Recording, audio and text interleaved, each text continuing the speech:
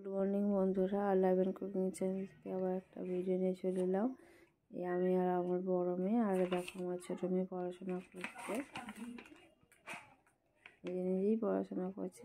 বন্ধুরা চলো এবার রান্না। বন্ধুরা দেখো এখানে ফুলকপি আর আলু সিদ্ধ করতে বসিয়ে দিয়েছি। আজকে ভাঙন মাছ নিয়েছি, ভাঙন মাছ দিয়ে আজকের ফুলকপি আলু দিয়ে একটু রসা রসা হবে, আর কুমড়ো চিংড়ি দিয়ে একটা রসা হবে। তা দেখো প্রথমেই ফুলকপিগুলোকে একটু বড় বড় করে কেটে নিয়েছিলাম, দেখো আলুগুলোকে এরমভাবে কেটে নিয়েছি, নিয়ে এবার সিদ্ধ করে নেব। নিয়ে আমি রান্নাটা কীভাবে করি তোমরা দেখো, সঙ্গে থাকো। চাপা দিয়ে দিলাম। দেখো বন্ধুরা এখানে ফুলকপি আর আলুটা সিদ্ধ হয়ে গেছে অনেকটাই, পুরোটা হয়নি, পুরোটা করবো না, কিছুটা অংশ বাকি আছে। এবার এগুলোকে ছেঁকে নেব। এবার দেখো কড়াটা বসিয়ে দিয়েছি, মাছগুলোকে ভেজে নেব। তেল দিয়ে দিচ্ছি, সর্ষের তেলে রান্নাটা করব। তেলটা গরম হয়ে গেলে মাছগুলোকে ভেজে নেব। বন্ধুরা এখানে একটা ভাঙন মাছ আছে, 400 গ্রাম ওজন ছিল। দেখো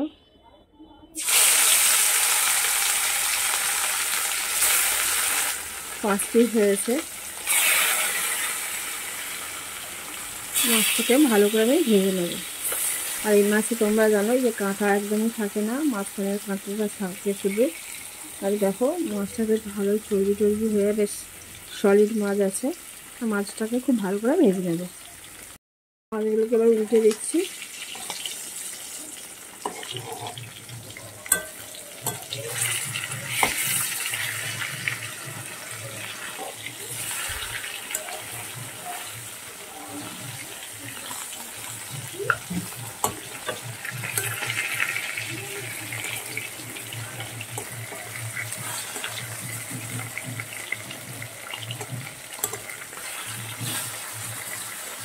এবার মাছগুলোকে আমি ভালো করে ভেজে নেব।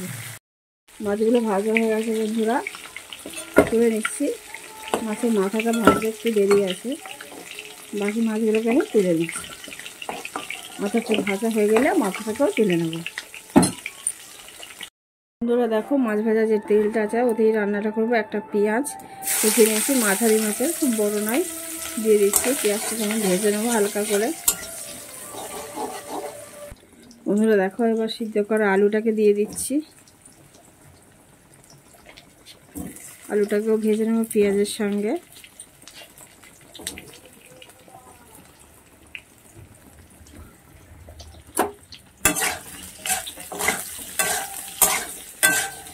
ওনারা ভাঙন মাছটা অনেকভাবেই খায়, একবার ফুলকপি আলু দিয়ে এইভাবে খেয়ে দেখো, খুবই ভালো লাগবে, খুবই টেস্টি।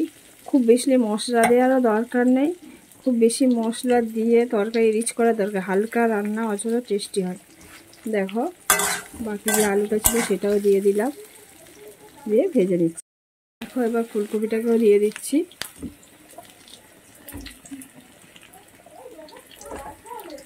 দিয়ে ফুলকপিটাও মিনিট দিয়ে ভেজে নেব। দেখো ভাজা হয়ে গেলে এবার অন্যান্য মশলাগুলো দেবো। একটা টমেটো কুচিয়ে রেখেছিলাম সেটাও দিয়ে দিলাম, দিয়ে 30 সেকেন্ডের মতো টমেটোটাকে ভেজে নেবো। দেখো এবারে হাফ চামচ আমি রসুন বাটা দিচ্ছি, একদম অল্প করেই, হালকা মশলা রান্না করবো, একদম অল্প করে রসুন বাটা দিলাম। হাফ চামচ আমি আদা বাটা দিলাম। স্বাদ অনুযায়ী লবণ দিয়ে দিলাম। দেখো হলুদ দিয়ে দিচ্ছি, লঙ্কা দিয়ে দিচ্ছি,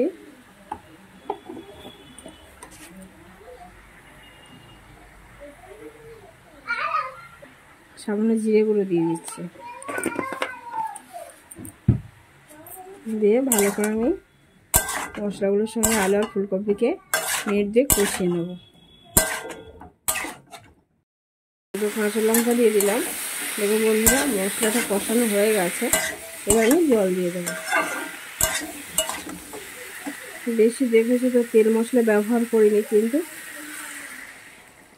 অল্প তেল মশলাতে খুব ভালো রান্না করা যায় যদি কষানোটা ঠিকঠাক হয়। আর সামান্য জল দিয়ে দেবো।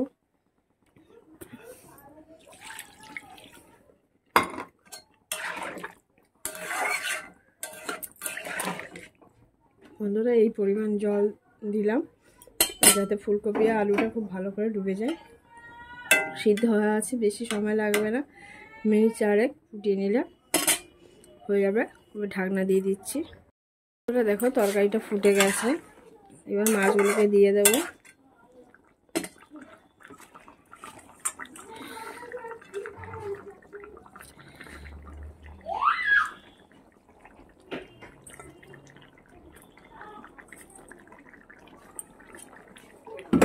দিয়ে আমার আরও 5 মিনিটের মতো আমাকে ঢাকা দিয়ে রাখতে হবে, দিলে আমার এই রেসিপি কমপ্লিট হয়ে যাবে। আর এর সঙ্গে আমি তোমাদেরকে বলেছি যে কুমড়ো আলু চিংড়ি দিয়ে তরকারি করব। বন্ধুরা আমার এই ব্লগগুলো যদি তোমার ভালো লেগে থাকে তোমাদের, তাহলে অবশ্যই লাইক করে জানিয়ে দিও, কমেন্ট করো কেমন লাগছে।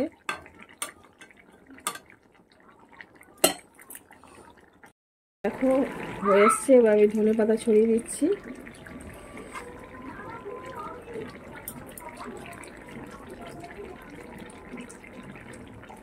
অফ করে দিলাম, নামিয়ে নেব।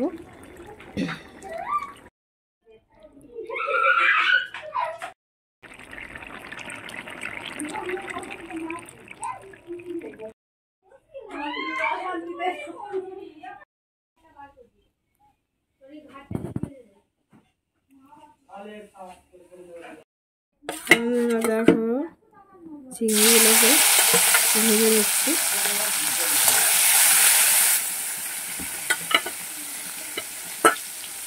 চিংড়ি বেশি ভালো দরকার, হালকা করে 30 সেকেন্ড ভেজে দিয়ে আমি চিংড়িগুলোকে তুলে নেব। দেখো চিংড়িটা ভাজা হয়ে গেছে, এবার তুলে দিচ্ছি।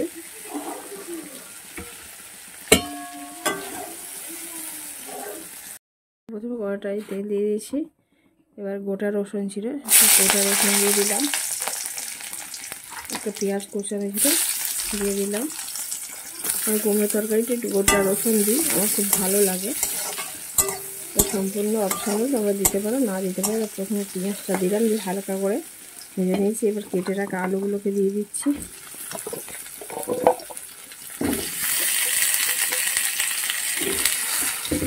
দিয়ে পেঁয়াজের সঙ্গে আলুগুলোকে খুব ভালো করে ভেজে নেব, লাল লাল করে ভেজে নেব। দেখো বন্ধুরা এবার দুটো কাঁচা লঙ্কা দিয়ে দিচ্ছি,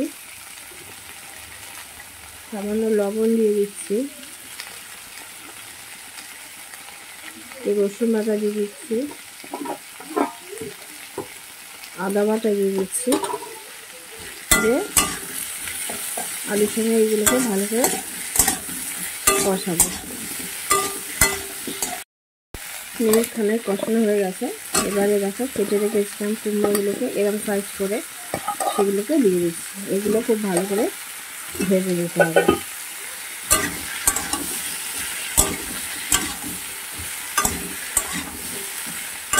আলাদা আলাদা ভেজে নেওয়া যায়, কিন্তু আমি বেশিরভাগ একসঙ্গেই সব ভাজি। ভালো করে ভেজে নেব। একটা টমেটো কুচি সেটাকেও দিয়ে দেবো। এখন যেহেতু টমেটো পাওয়া যাচ্ছে না, টমেটো দিচ্ছি, অনেক সময় টমেটো না দিলেও হবে। ঢাকনা দিয়ে দেবো। বন্ধুরা ঢাকনাটা খুলে দিচ্ছি। এবারে হলুদ দেব। কুমড়ো দেবে, খুব বেশি হলুদ দেওয়ার দরকার নেই, সামান্য হলুদ দিলেই হবে। লঙ্কা গুঁড়ো দিয়ে দিলাম, লবণ দিয়ে দিচ্ছি, তখন লবণ কিছুটা দেওয়া ছিল। দিয়ে এই লঙ্কাগুলোর সঙ্গে ভালো করে আমি সবজিগুলোকে ভেজে নেব। ভালো করে কষাতে হবে বন্ধুরা, খুব বেশি সময় লাগে না, অল্প সময়ে হয়ে যায়। দেখো বন্ধুরা কষানোটা হয়ে গেছে। এবার আমি সামান্য জল দেবো, কারণ এতে বেশি জল দিতে হয় না। এবার চিংড়িগুলোকেও দিয়ে দেবো। এবার চিংড়িগুলোকে দিয়ে দিচ্ছি। চিংড়ির যে রসটা ছিল সেটাও দিয়ে দিচ্ছি। দিয়ে আমি একবার নেড়ে নেবো, নিয়ে আমি জল দিয়ে দেবো। খুব সামান্য জল দিতে হবে বন্ধুরা, খুব সামান্যই জল দিয়ে দিচ্ছি। দিয়ে আমি এবারে চাপা দিয়ে দেবো।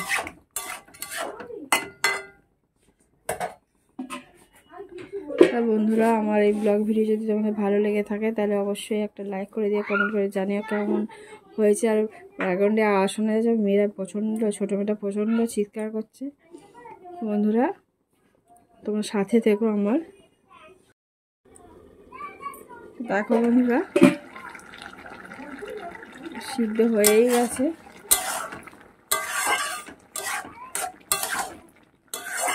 দারুণ সেন্ট পাওয়া যাচ্ছে।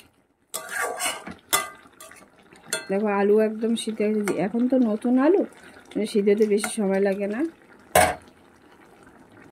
দেখো বন্ধুরা হয়ে গেছে, কতটা জলও বেরিয়েছে। তো বন্ধুরা আবার অন্য ব্লগ নিয়ে চলে আসবো। ততক্ষণ আমরা ভালো থেকো, সুস্থ থেকো। অনেক ধন্যবাদ বন্ধুরা। পুরো ভিডিওগুলো তোমরা প্লিজ দেখো।